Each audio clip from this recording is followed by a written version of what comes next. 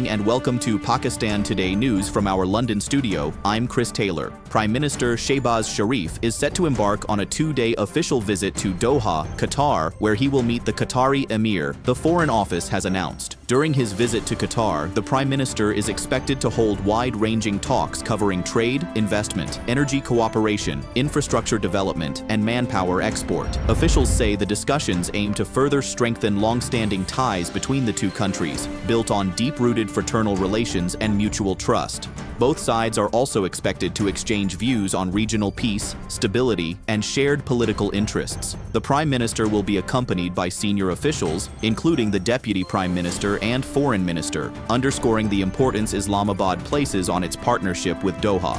Turning to Islamabad, opposition leaders staged a sit-in protest outside the Supreme Court today, demanding that cases against imprisoned former Prime Minister Imran Khan be scheduled for immediate hearing. Protest leaders also called for family visits to be granted and urged authorities to allow a full medical examination by his own doctors, citing concerns over his eye ailment. Imran Khan, currently serving a 14-year sentence in a corruption case, has seen his health become a rallying point for his party and supporters. For more on this, we go to our Islamabad correspondent, Sarah William. The sit-in outside the Supreme Court remained largely peaceful but charged with political symbolism. Senior opposition figures addressed supporters, insisting that due process must be upheld and that Imran Khan's health concerns be treated with urgency. Protesters carried placards demanding swift hearings and transparency in legal proceedings. Security was tightened around the court premises, with authorities closely monitoring the gathering.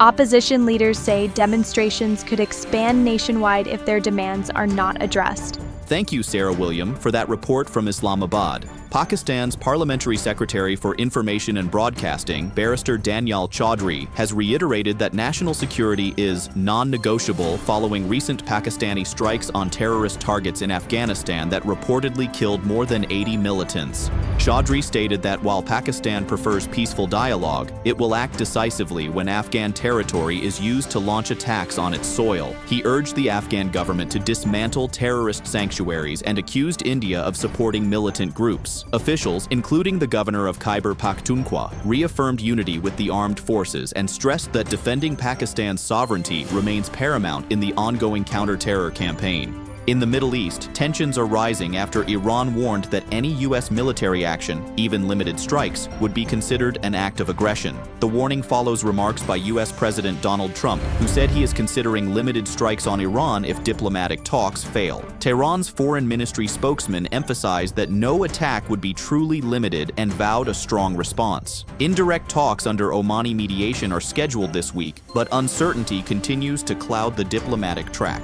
Meanwhile, the Indian Air Force has lost another Hindustan Aeronautics Limited Tejas light combat aircraft after it overshot the runway at a frontline airbase.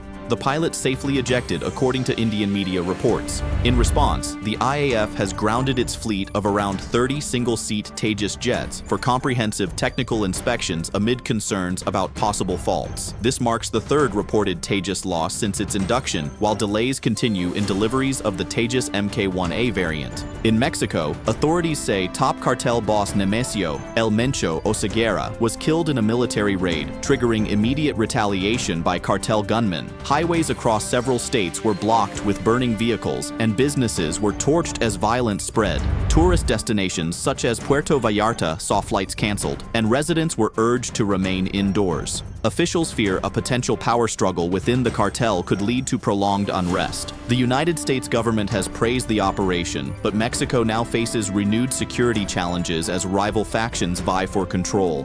Finally, the Pakistan Stock Exchange saw another sharp downturn on Monday. The KSE 100 index plunged more than 5,400 points in intraday trading, extending recent volatility. The benchmark closed down around 3.16% at approximately 160 27,691 points after hitting earlier highs. Major stocks, including K Electric and Bank of Punjab, registered significant losses, while a few shares, such as Eaton's Technologies, posted modest gains. This marks at least the third major drop in 2 weeks, with analysts pointing to geopolitical tensions and domestic uncertainties. Investors are now looking toward the upcoming IMF review mission and the earnings season for potential market direction. That's all for now. You're watching Pakistan Today News. I'm Chris Taylor.